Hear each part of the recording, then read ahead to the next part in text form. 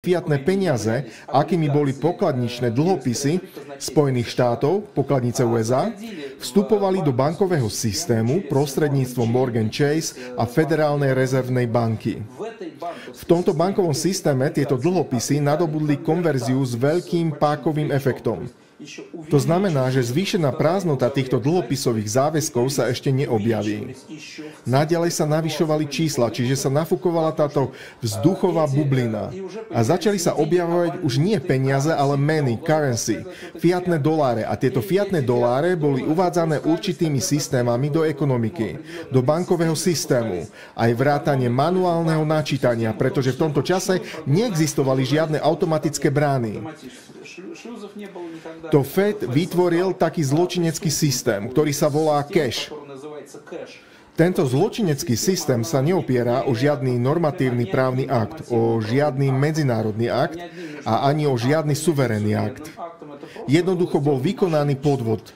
Bol vytvorený určitý okruh, ktorý nebol žiadnym spôsobom automaticky naviazaný na iné úrovne globálneho finančného systému. Ako blue screen, grey screen, black screen. A pole cash to existovalo samostatne. Čiže sedel tam nejaký človek, ktorý kedysi viedol Federálny rezervný fond. To znamená, že bol generálnym riaditeľom Global Assets Foundation of Federal Reserve System.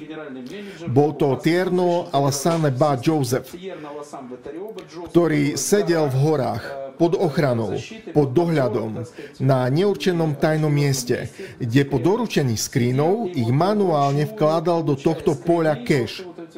A tým sa tieto peniaze dostali do systému CHIPS. A systém CHIPS už obsluhoval všetky platobné systémy, ktoré človek môže používať v obchodoch, v skladoch a používať ich ako cash. Takže existoval celostný finančný systém, ktorý oni odpojili a urobili systém cash. A do tohto systému cash to načítavali manuálne. Toto je trestná činnosť, ktorá bola zastavená. Chcem povedať, že onedlho už tento systém cash vôbec nebude existovať v podvedomí. Takže si predstavte, že na tomto prázdnom dolári bola urobená, keď sa objavili technológie blockchain, aj keď ľudia začali vytvárať nejaké kryptomeny, ktoré majú také stabilné kryptojednotky, ale skutočný rozdiel spočíva v samotnej technológii. To znamená v životaschopnosti serverového systému, ktorý udržuje tieto v úvodzovkách jednotky týchto peňaženiek a tak ďalej. Hoci je to veľmi riziková situácia. Neskôr poviem, v čom spočíva to riziko. Takže si predstavte, že na to, aby bol tento proces kryptomien regulovateľný, že pre tieto tzv. Coiny urobili tú istú schému, ktorú kedysi používali pri dolároch. Táto schéma bola vytvorená pred nimi. Oni ju použili a urobili, dá sa povedať, virtuálny kryptodolár. Tento sa dnes volá USDT. Čo z toho kryptodolára vyplýva a v čom spočíva podvod? Teraz to vysvetlím. Existujú kryptoplatformy, kryptomeny, ktoré sú navzájom prepojené. Existuje okruh bank a bankových účtov, na ktoré zatiaľ tieto platobné prostriedky prichádzajú. M9, ktoré sme zatiaľ ponechali na obchodovanie v systéme, aby si ľudia mohli kúpiť chlieb v obchode. Avšak s týmito sumami, ktoré sme nechali v poli cash, priamo M9, sa nedá rozpútať svetová vojna, o čo sme sa aj snažili. Odobrať finančné prostriedky nepriateľom ľudstva, aby ich nepoužívali na rozpútanie tretej svetovej vojny. V tomto tzv. Nižšom bankovom fiatnom okruhu a v okruhu, ktorý ho spája s kryptoplatformami, tzv. Spojenie RAM, ktoré umožňuje transformovať fiatné peniaze na kryptomeny a kryptomeny späť na fiatné peniaze. Toto prepojenie sa volá RAM. Kryptodolár bol vymyslený ako cesta, teda ako vodič v tomto systéme. Kryptodolár, ktorý sa volá USDT. V skutočnosti kurz USDT neudržuje dolár, ale práve naopak. USDT udržuje v súčasnosti kurz tohto fiatného dolára.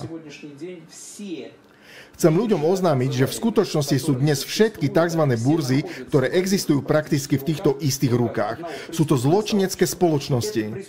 Tieto burzy neplnia funkciu burz. Sú regulované manuálne pomocou tlačidiel. Všetky tie obchodné indexy, ktoré už dávno zlyhali, sú jednoducho udržiavané v manuálnom režime a médiá si robia svoju prácu.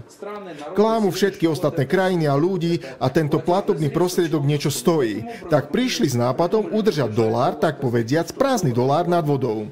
Toto je krátkodobá schéma, pričom zmysel bubliny je nasledovný. Všetci by ste mali vedieť, všetci priaznivci fiatných kryptomien, čo sa vlastne teraz deje v súvislosti s USDT. No a vo všeobecnosti v súvislosti s Bitcoinom, ktorý ja považujem za zvrátený a šialený. A v súvislosti s týmto novými hybridnými kryptomenami, ktoré boli vynájdené ložou Abbeyton a klanom Rockefellerovcov spolu s BlackRockom pred ich definitívnym úmrtím, ktoré si vymysleli. V čom teda spočíva trik? Trik spočíva v tom, že keď si človek nakupuje kryptomenu USDT, prevedie si fiat peniaze na nejaký účet. Fiat peniaze idú na tento účet. Tieto fiat peniaze by mali automaticky, ako sa hovorí, vytvárať a odrážať tieto kryptopeniaze, ktoré sa nazývajú USDT. Kryptomenu, ktorá sa volá USDT. Tieto fiat platobné prostriedky nie peniaze, lebo peniaze sú pokladničné poukážky. Trochu som sa preriekol, čiže fiat meny, prichádzajúce na tento účet niekoho, kto ho vlastní, a vlastne ho tí, ktorí si ho teraz uzurpovali pre seba a vytvorili túto kryptomenu USDT. Tam sa zbierajú peniaze. A tu sa deje odraz tohoto USDT. Ale toto je obyčajný bankový podvod, ktorý teraz používajú hlavne zločinecké bankové klany. Peniaze sa zbierajú veľkým prúdom a toto všetko sa odráža v USDT. Ľudia majú na účtoch, na kryptoplatformách toto USDT. Premieňajú ho tak povediac na akékoľvek iné kryptomeny. Ale USDT je cesta na zúčtovanie, cez ktorú prebiehajú všetky konverzie a transformácie platieb iných kryptomien. A cez ktoré sú prepojené kryptomenová platforma a platforma fiat bankových účtov. Čiže cez tento účet, verte mi, čo sa tam teraz deje. Deje sa tam nasledovné. Do kryptomenového priestoru naliali obrovské množstvo kapitálu a všetko to urobili cez USDT. Čiže na nejakých účtoch sa nahromadili obrovské množstva fiat platobných prostriedkov, fiat mien a tieto fiat meny boli samozrejme ukradnuté pre tie zločinecké klany, ktoré zorganizovali túto mydlovú bublinu, túto aféru. A nechali na týchto účtoch len také percento fiat mien, aby bola zabezpečená platobná likvidita. Lenže oni sa veľmi boja, že ľudia vlastníci USDT a iných kryptomien teraz začnú premieňať kryptomeny na fiat peniaze. No a peniaze na týchto účtoch nie sú. Peniaze už boli ukradnuté. Bublina už je tiež nafúknutá. Všetko z tohto vyhrabali a ukazuje sa, že opäť prídu s tým, že periete špinavé peniaze, že na to nemáte právo. Kde ste získali kryptomeny? Všetko vám zablokujú a nebudete mať nič.